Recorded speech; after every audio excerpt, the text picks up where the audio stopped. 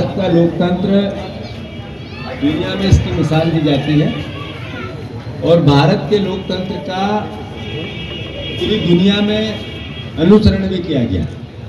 सबसे बड़ा देश का लोकतंत्र, दुनिया का लोकतंत्र हमारे देश का, इस पर हमें फख्र है। इस लोकतंत्र की खासियत क्या है? इस लोकतंत्र की खासियत है कि आम नागरिक का मौलिक अधिकार है अपने विचारों को स्वतंत्रता से रखना। इस लोकतंत्र की खासियत है कि ये देश सबका है और समान एक जैसे अधिकार इस देश में सबको मिले। पब्लिक को भरोसा होता है कि लोकसभा में सवाल खड़ा हुआ है, उसका कुछ निराकरण होगा, विधानसभा में प्रश्न खड़ा हुआ है, इसमें कुछ न कुछ एक्शन होगा। हमारे जनप्रतिनिधि ने, विधायक ने, सांसद ने ये सवाल खड़ा किया। भारतीय जनता पार्टी ने इस ताकत को, जनप्रतिनिधि की ताकत को चकनाचूर कर दिया। इस एहसास को मैं जी सकता हूँ। पिछले सत्र में मुझे जिस तरीके से निलंबित किया गया, कोई ऐसी बात नहीं थी, कोई ऐसी बात नहीं थी जिससे कि इस तरीके की भावना बने कि मुझे निलंबित किया जाए। पर निलंबित किया तो ये अपमान उस समय उस क्षेत्र की जनता का था जो उन्होंने मुझे कई सवाल दिए थे। ऐसा ही संसद में अभी इतने लोगों को एक साथ निलंबित कर दिया, बाहर कर दिया, उठा के फेंक दिया। ये क्या है? ये लोकतंत्र की हत्या नहीं है तो इसको क्या बोल सकते हैं? साथियों, अभी मुझसे पहले हमारे जो लोकतंत्र हमको बाबा साहब अम्बेडकर जी ने दिया था, जो संविधान बाबा साहब अम्बेडकर जी ने हमको दिया,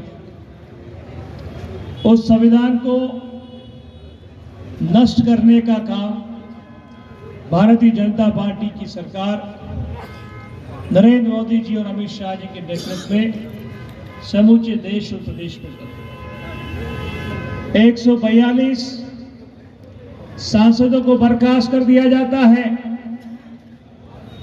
अपनी बात कहने का अधिकार हिंदुस्तान में समाप्त हो चुका है। साथियों, ये देश हिटलर शाही का देश बनता जा रहा है।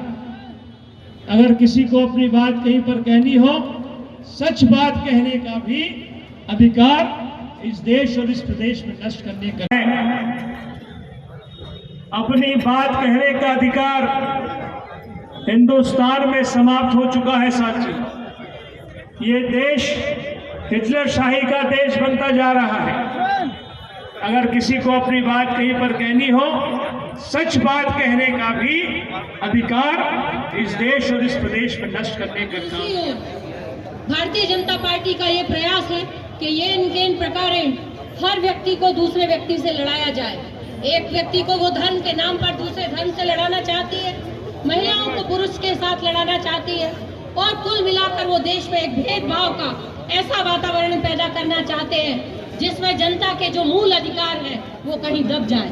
आप और हम सब जानते हैं, बरसों से हमने ये पढ़ा है कि हम सबके समानता का हमको अधिकार है और जनप्रतिनिधि जब चुनकर जाते हैं तो उनका ये दायित्व होता है कि वो अपनी क्षेत्र की जनता की आवाज को। प्रदेश अध्यक्ष जहीर अहमद साहब, महेश मालवीय जी, प्रदीप अहिरवार साहब, कैलाश मिश्रा जी हमारे बीच में उपस्थित हुए हैं। मैं आप सभी का स्वागत करता हूं, वंदन करता हूं। यहाँ पर हमारे जो भी ब्लॉक कांग्रेस के अध्यक्षगण पधारे हैं, पार्षद साथी पधारे हैं, यूथ कांग्रेस, NSUI, सेवा दल, आप सभी का बहुत बहुत स्वागत करता हूं। अगर किसी का नाम त्रुटिवश छूट जाए तो मुझे माफ कर दीजिएगा। आगे के क्रम में संक्षिप्त में अपनी